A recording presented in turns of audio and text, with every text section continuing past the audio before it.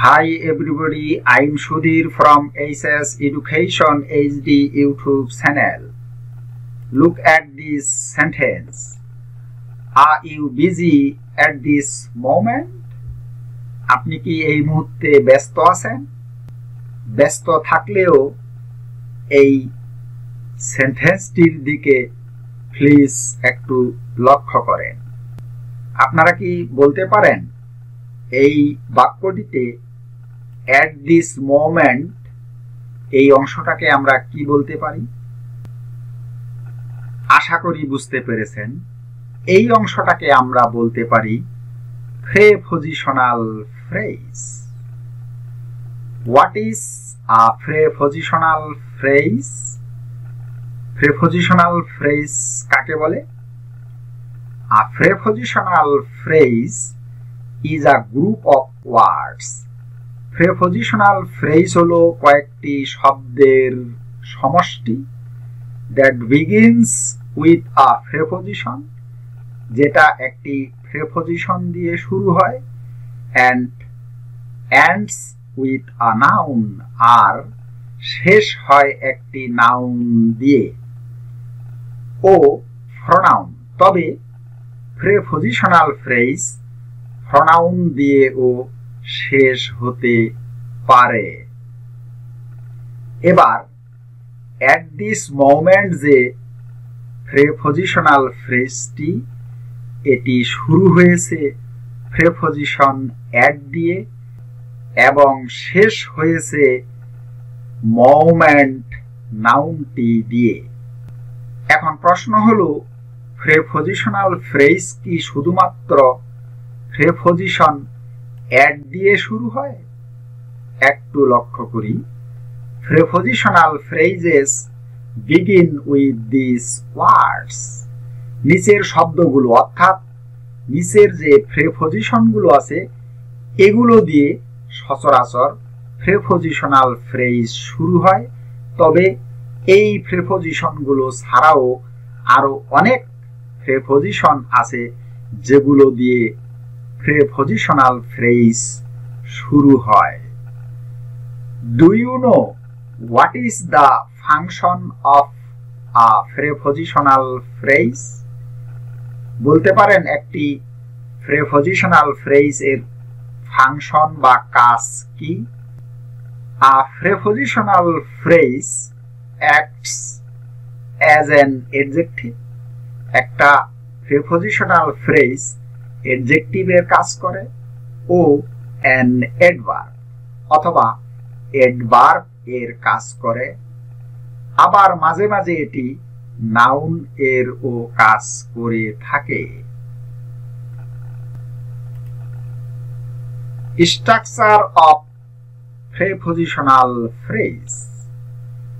There are 6 structures of prepositional phrases. Prepositional phrase গুলোর মোট 6টি স্ট্রাকচার বা গঠন রয়েছে। Number 1, preposition plus noun. He is at home today. তিনি আজকে বাড়িতেই আছেন। এই বাক্যটিতে at home prepositional phrase, কারণ এখানে preposition হলো at এবং noun হলো home. Number 2, preposition plus determiner plus noun. He is playing cricket in the field. এই সেন্টেন্সটিতে in the field হলো prepositional phrase, কারণ এখানে preposition হলো in, দা হলো ডিটারমিনার এবং ফিল্ড হলো নাউন।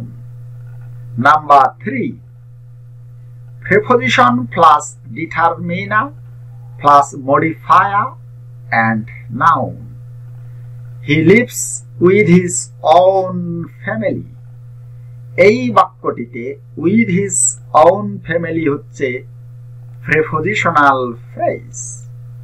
এখানে with হলো preposition, his হলো determiner, own হলো modifier মডিফায়ার হচ্ছে দুনিয়াতে যত অ্যাডজেক্টিভ আছে এগুলোকেই বলা হচ্ছে মডিফায়ার।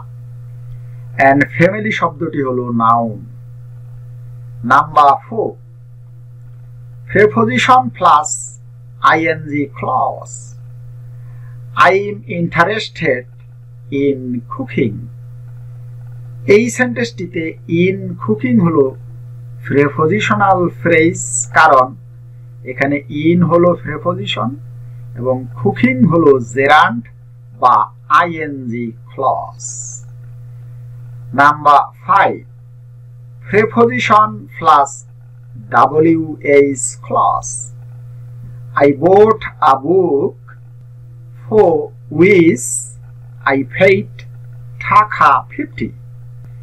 এই বাক্যটিতে for which I paid টাকা 50 হচ্ছে প্রিপজিশনাল ফ্রেজ, কারণ এখানে প্রিপজিশন for এবং এরপরে একটি WH clause which I paid টাকা 50 দেওয়া আছে। Last one is preposition plus pronoun. Have you heard anything from him? এই সেন্টেন্সটিতে from him হলো prepositional phrase, কারণ এখানে preposition হলো from আর এরপরে একটি pronoun him দেওয়া আছে, সুতরাং from him হলো prepositional phrase.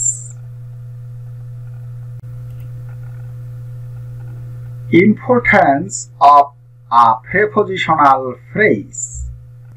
একটি prepositional phrase এর গুরুত্ব কি?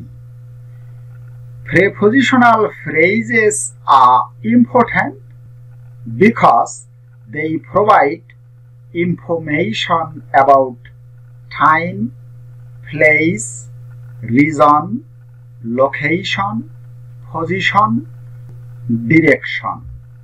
অর্থাৎ একটি প্রিপজিশনাল ফ্রেজ গুরুত্বপূর্ণ কারণ একটি প্রিপজিশনাল ফ্রেজ আমাদেরকে সময়, জায়গা, কারণ, ঠিকানা, অবস্থান এবং গতিপথ সম্পর্কে তথ্য দেয়।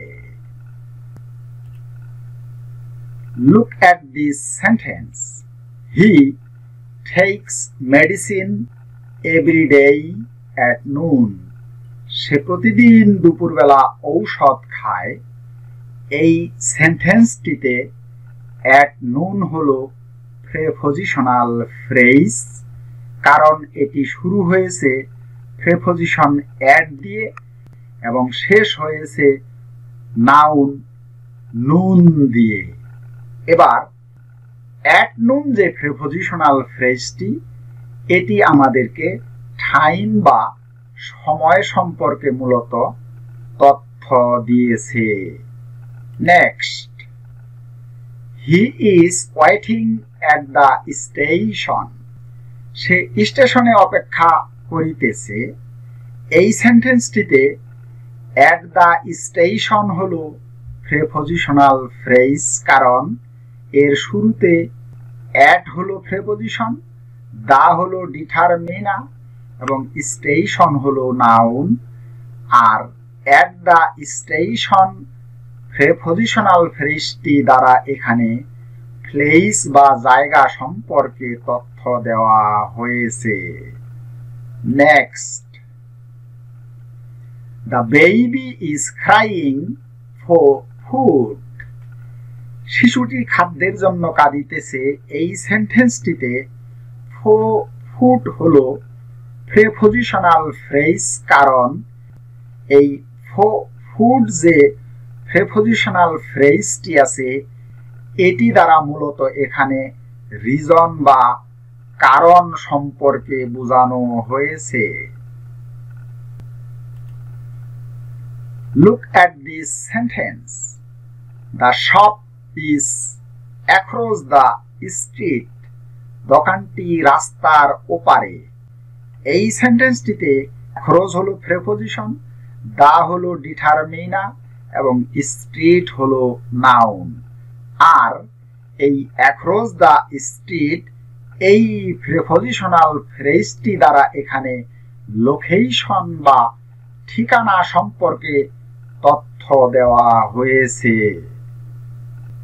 Next, the girl in the second rho is my sister. দ্বিতীয় সারির মেয়েটি আমার বোন। এই সেন্টেন্সটিতে ইন দ্য সেকেন্ড রো হলো প্রিপজিশনাল ফ্রেজ, কারণ এর শুরুতে প্রিপজিশন ইন দেওয়া আছে, এরপরে দা হলো ডিটারমিনার, সেকেন্ড হলো মডিফায়ার বা অ্যাডজেক্টিভ এবং রো শব্দটি হলো নাউন। আর ইন দ্য সেকেন্ড রো এই প্রিপজিশনাল ফ্রেজটি দ্বারা এখানে পজিশন বা অবস্থান সম্পর্কে তথ্য দেওয়া হয়েছে। Next, we attacked the thief from 3 sides। আমরা 3 দিক থেকে চোরটাকে আক্রমণ করলাম। এই সেন্টেন্সটিতে ফ্রম 3 sides হলো প্রিপজিশনাল ফ্রেজ, কারণ এর শুরুতে প্রিপজিশন ফ্রম দেওয়া আছে, এরপরে 3 হলো ডিটারমিনার এবং সাইডস হলো নাউন। আর ফ্রম 3 sides এই প্রিপজিশনাল ফ্রেজটি দ্বারা এখানে মূলত ডিরেকশন বা গতিপথ সম্পর্কে তথ্য দেওয়া হয়েছে। Look at the last sentence. He went to Japan to visit his mother. Say Japan গিয়েছিল তার মাকে দেখার জন্য। এই সেন্টেন্সটিতে টু এবং জাপান এটি হলো মূলত প্রিপজিশনাল ফ্রেজ, কারণ এখানে টু হলো প্রিপজিশন এবং জাপান হলো একটি noun. But remember, to visit his mother এই ফ্রেজটি কিন্তু প্রিপজিশনাল ফ্রেজ না, এটি হলো ইনফিনিটিভ ফ্রেজ, কারণ এখানে টু এর পরে একটি ভার্ব দেওয়া আছে ভিজিট, আর ভিজিট এর পরে এখানে একটি অবজেক্ট দেওয়া আছে হিজ মাদার। মনে রাখতে হবে টু প্লাস V1 বা ভার্ব এর বেস ফর্ম প্লাস অবজেক্ট, এই তিনটি জিনিস মিলে হয় ইনফিনিটিভ ফ্রেজ। আজকের ভিডিওটি এই পর্যন্তই। ভিডিওটি ভালো লাগলে লাইক করবে, শেয়ার করবে এবং আমার চ্যানেলটি সাবস্ক্রাইব করে আমার সাথে থাকবে। Thank you very much for watching this video.